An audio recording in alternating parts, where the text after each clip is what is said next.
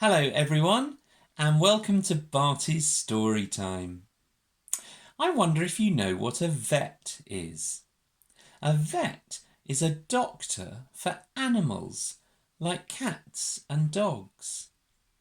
And vet is spelt V-E-T, vet. And our first story today is the story of Mog and the V-E-T. Shall we meet Mog? Here she is. One day, Mog was trying to catch a butterfly. Can you see the butterflies? Just flying just out of her reach. She jumped high in the air. She jumped and jumped, but she couldn't catch the butterflies. They fluttered just above her. She jumped again, and suddenly something happened to her paw. It was very sore. She smelled it, and it was still sore. She licked it, but it was still sore. She tried to walk on it, but it was very, very sore. Mog thought, I've got 3 other paws. 1, 2, 3. I'll just walk on them instead. What's the matter with Mog? Said Nicky. Debbie said, I think she's got a sore paw. Poor Mog, said Mr. Thomas. Let me see. But Mog wouldn't let anyone see her paw. It was too sore. Oh dear, said Mrs. Thomas in the garden. If it's no better tomorrow, she'll have to go to the V-E-T. She said V-E-T instead of vet, so that Mog wouldn't understand. Mog hated going to the vet, but Mrs. Thomas thought she probably couldn't spell. That evening, Mog didn't want to eat her supper because her paw was too sore. It was so sore that she couldn't sleep. In the morning, she didn't eat her breakfast. She just lay on the floor, feeling sad. Doesn't she look sad? Suddenly, she wasn't on the floor anymore. Mrs. Thomas had picked her up. Mog thought, what's happening? It's rude to pick me up without asking me first. Why do you think Mrs. Thomas has picked Mog up? Shall we have a look and see? Oh, then Mog was in a basket. But it wasn't her proper basket. It was a nasty basket that shut her in. Mog did not like that basket. She meowed a big meow. Debbie said, It's all right, Mog. We're taking you to have your paw made better. But Mog just wanted to get out of that basket. Then they were in the car. It made a big noise, and all the houses and trees and people were rushing past outside. Mog knew that that wasn't right. She meowed and meowed. At last, the houses stopped rushing past, and suddenly Mog was in a room. I wonder what room it was. It was a room with lots of other animals in it. I knew it. I knew it, Mog thought. This is the place I hate. And she meowed more than ever. The other animals were all sitting quietly with their people. They were surprised to hear Mog make so much noise. There was a big dog, and another big dog, and a little dog on his owner's lap. And what can we see here? What's this? It's a parrot. And who's this? A little hamster. And they were all being very well behaved.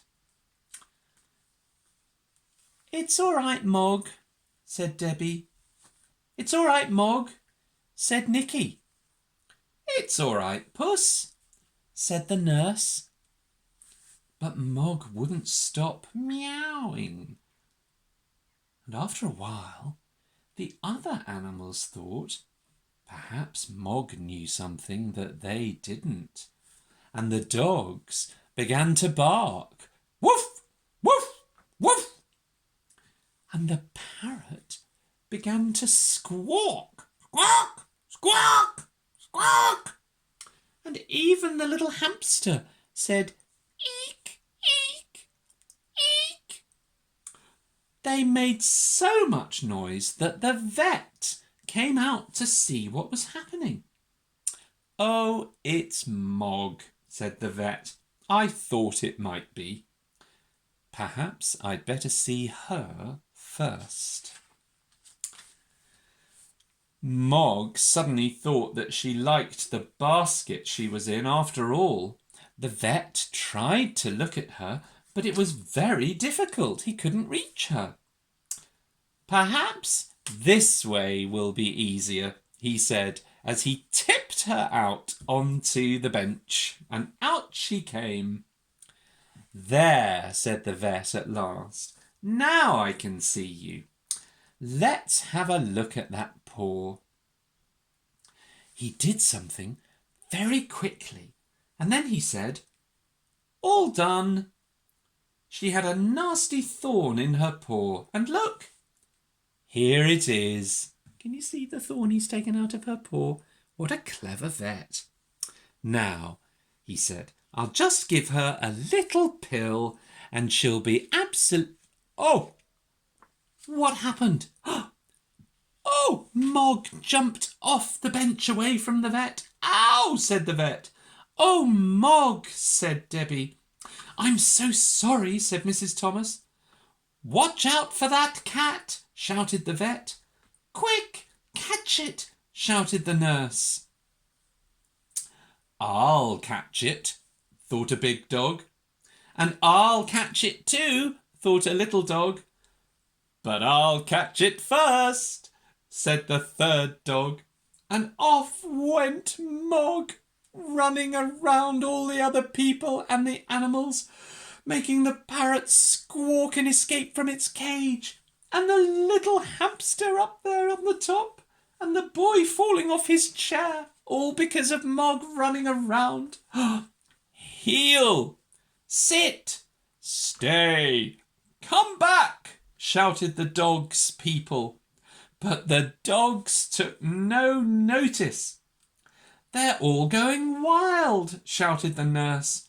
"And the hamster got mixed up in the wild rush too. Can you see the little hamster rolling somersaults head over heels? And the vet got mixed up in it too. Look, he's falling over because the dogs have knocked him over. Oh my goodness! And where's Mog gone now?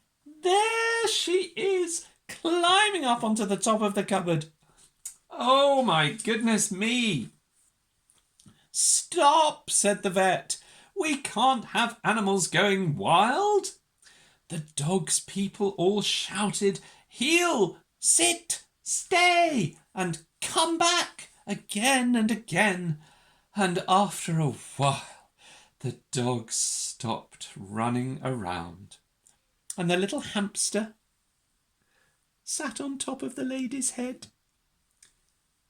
And the parrot made friends with the little dog. Oh, and where was Mog? Still on top of the cupboard. "Come on, Mog," said Nicky. You're a very silly cat. Back into your basket, said Debbie. Oh, goodbye, waved the vet. I think she'll be all better in the morning after a good night's sleep. And off they went, saying bye-bye to the vet, and they went back home. And that night, Mog did have a really good sleep. But the vet didn't have a good sleep at all. The vet had a dream. It was a dream about wild animals in his waiting room. Oh my golly gosh. What animals can you see in the vet's dream? Look, a crocodile and a panda. That's right. And who's got a toothache? A big bear. And here's a lion. Well done. And next to the lion with a sore tail is the tiger. Yes. And who's down here not looking very happy? A fox. And who's this who's also not looking very happy? I'm not sure. It might be a leopard. It's got spots. Can you see the spots? And down here, look, there's a sharp, prickly porcupine. And next to the porcupine is a wide-eyed owl. Twit-twoo, twit-twoo. And who's hiding behind the door? It's a monkey. And who's climbing up the door? A koala bear. And there's another koala bear down here. Oh, lots of wild animals in the vet's waiting room in his dream. No wonder he didn't sleep very well that night. Mog had a dream too. But it was a lovely dream. Do you know what Mog dreamt? She dreamt that she was a butterfly flying through the air with all the other butterflies, having a wonderful time. And in the morning, her paw was no longer sore. It wasn't sore when she licked it. It wasn't sore when she walked on it. It wasn't sore when she jumped up high. She was better. She was all better. She was totally, completely better. And they all sat down to have a lovely breakfast in the garden in the sunshine with a very happy Mog. Completely better. And the vet was almost better too, especially when the nurse brought him a lovely cup of tea. And that is the story of Mog and the V-E-T. Did you like it? Well, let's have one more story, shall we? This story is called In the Beginning. And it's the story of how the world was made. In the beginning. Ooh, look. It's a dark page, isn't it? In the beginning, before time began, there was nothing. Nothing to see, nothing to hear, nothing to touch or smell. There was only silence.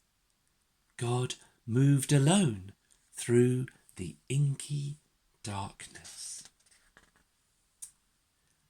Then God created the heavens and the earth was covered by water. Let there be light, God said.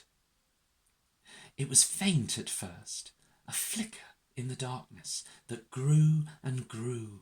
It became a glowing ball that pushed the gloom aside, soft and yellow, then red, pink, and dazzling gold. God delighted in its loveliness. The changing light seemed to have a life of its own, and God called it day. And when the light faded into darkness, he named it night.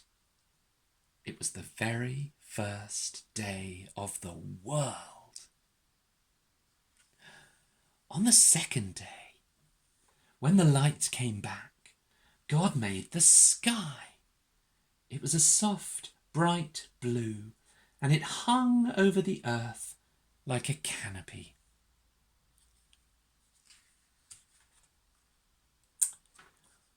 On the third day of the world, God drew back the choppy waters so that solid ground appeared.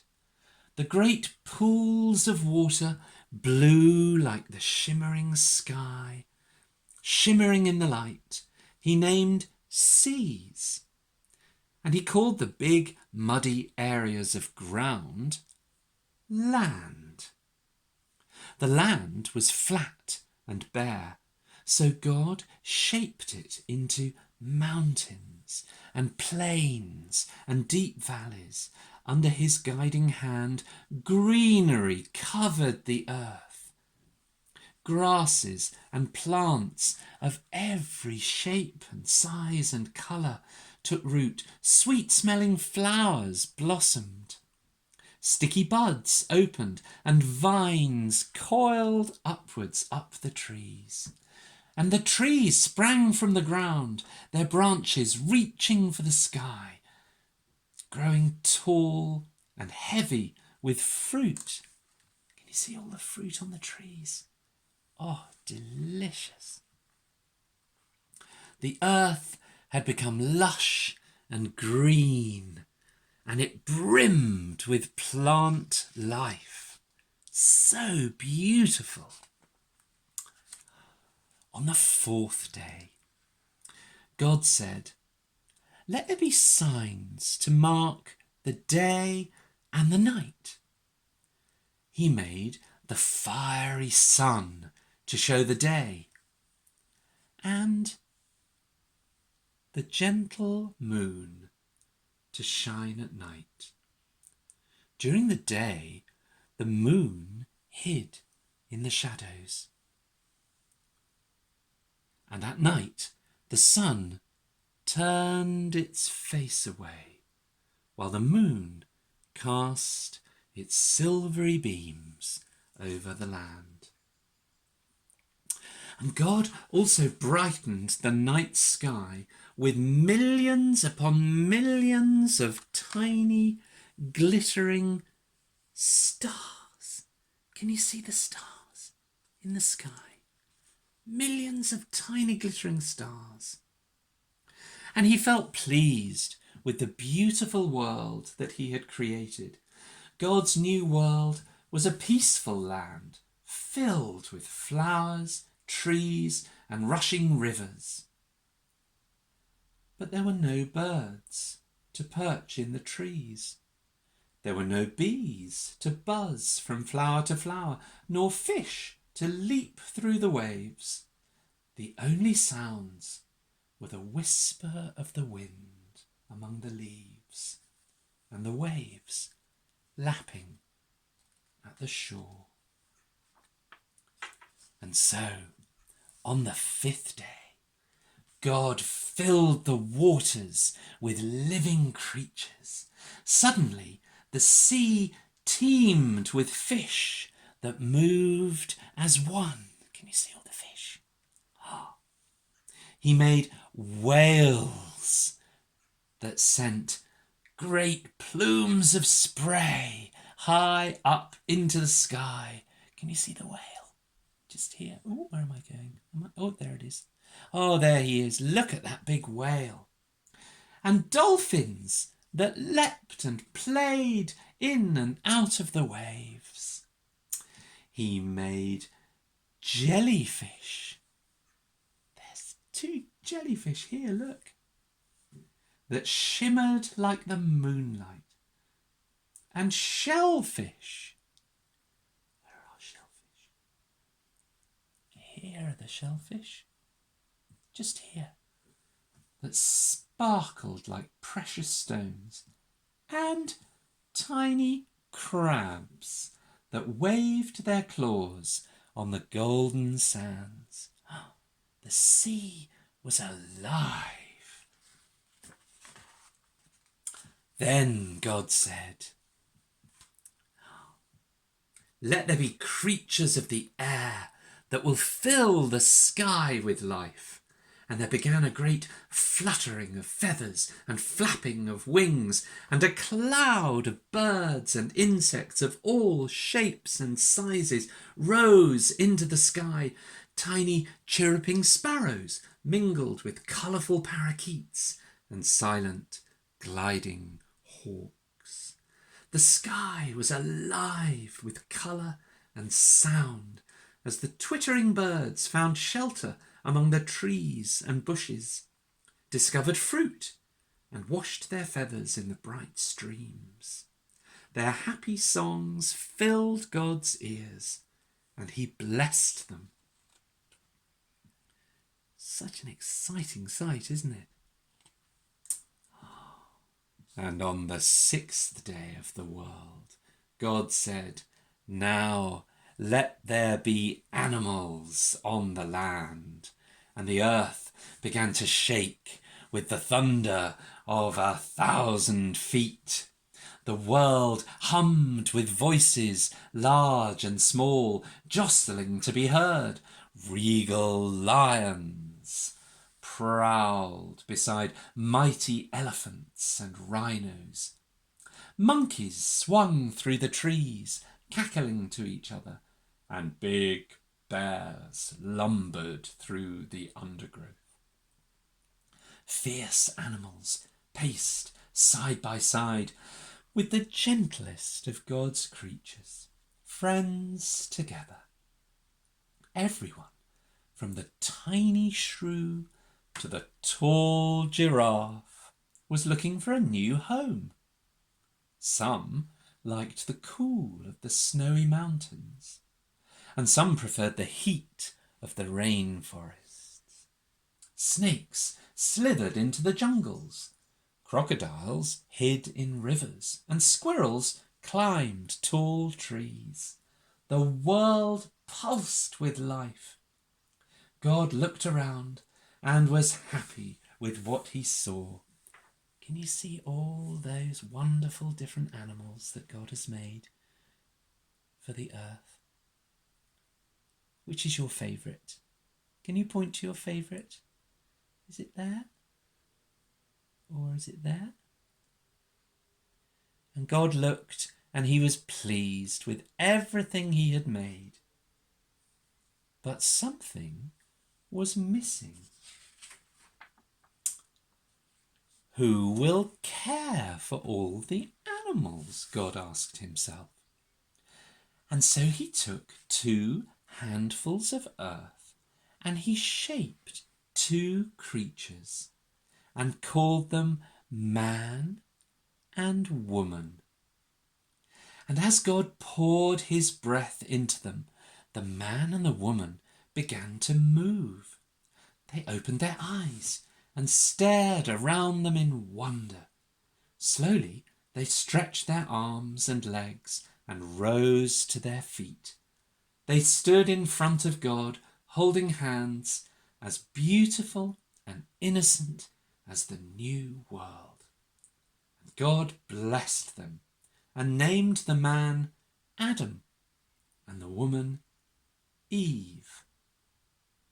Your job is to look after all the wonders I have created, said God. You will rule over the fish in the sea, the birds in the sky, and every creature on earth. You'll have fruit to drink, and fruit to eat, and water to drink. I want you to enjoy your life here on this beautiful earth.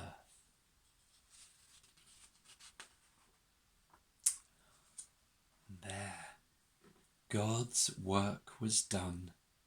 The world was every bit as beautiful as he had imagined. It was the 7th day, and God rested. Isn't it beautiful, the world that we live in? Thank you, God, for such a beautiful world. And that's the story of how the world began. So that's the end of our Barted story time this week. I'll look forward very much to seeing you next time. Bye-bye, everybody. Bye-bye.